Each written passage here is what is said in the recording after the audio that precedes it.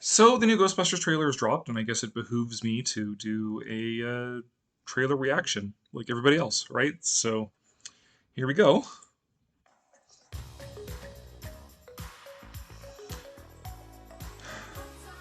I'm telling you, it's going to be another hot one out there. In fact, there are heat alerts in effect for New Jersey, feeling like 100 degrees.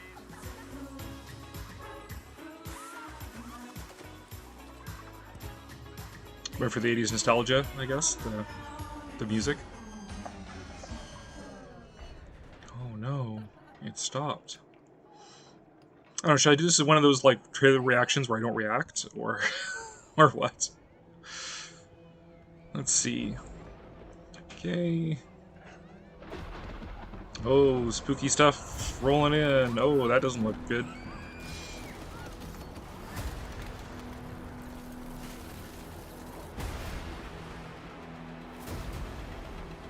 Lost points for no King Kong at the top of the Empire State Building.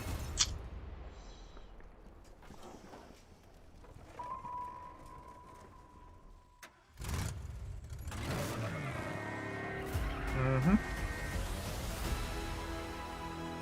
For the first time in New York history, people froze to death in the middle of July. What is it? The death chill. The power to kill by fear itself. Your veins turn to rivers of ice. Your bones crack. And the last thing you see is your own tear ducts freezing up. Like, literally scared to death? So cool.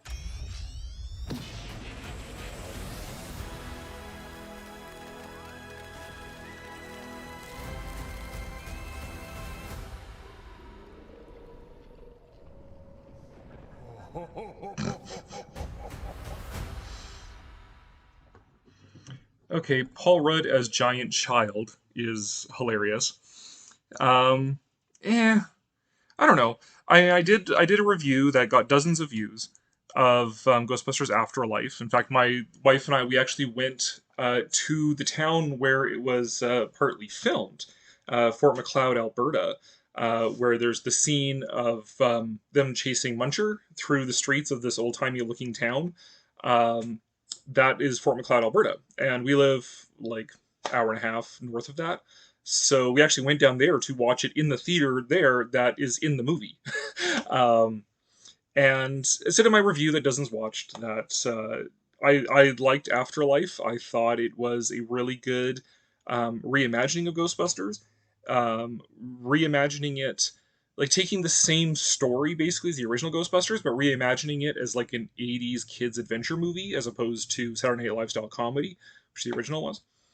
And I thought like Grace McKenna was great, channeling the nerdy kid who saves the world through their own intellect, as opposed to action hero or strong female character or whatever is the stereotype of who saves planets. Right. That's what I liked about Ghostbusters originally back as a kid, is that it was all about nerds. It was nerds using their power of their intellect to save the world, which really resonated with me as a bespectacled nerd back in the day. Um, this, I don't know. It's more Ghostbusters, I guess. Um, Nothing about it really was like, oh my god, I have to see this. In fact, you might have seen me shake my head there at one point, because Patton Oswalt is in it, and I do not like him. I can't stand him. And partly why I can't stand him is because of Ghostbusters. In the reactions to the 2016 Ghostbusters, James Rolfe, the Cinemassacre, he just said he was tired of of these remakes of things that he liked as a kid. And he just wasn't interested in seeing Ghostbusters 2016. And Patton Oswalt was one of the first celebrities to punch down and make fun of him for just his choice as a consumer to not want to watch a movie that not only was a remake of something he loved as a kid, but in fact it turned out to be like deliberately insulting to people who liked Ghostbusters as kids. Um, the nerdy, dweeby, bespectacled types who liked Ghostbusters because it resonated with us. because it was about these nerds saving the world through their intellect. So he chose to make fun of that, and now he's in a Ghostbusters movie. So him being in this is almost enough to make me just not care about it at all. Like, okay, it exists, um, but Patton Oswalt being in it is enough to make me not want to see it. The rest, it's like, okay, it's so some people here in the comments I'm noticing are talking about how similar it is to the real Ghostbusters animated series. Ghost of the Week doing its thing, cross the streams, win. Um, Fair enough, I guess. I don't know. Um, right now, I think I might just be coming at this because I'm so cynical because I've just written off Hollywood at this point that even a sequel to a movie I really liked is not enough to excite me anymore. It's like, yeah, it was a good one-off movie. I don't feel a need for a sequel. Um, I don't know. Probably a less stellar reaction than one might hope or expect or want or whatever. I'm not completely losing my shit and going crazy over 2 minutes of footage.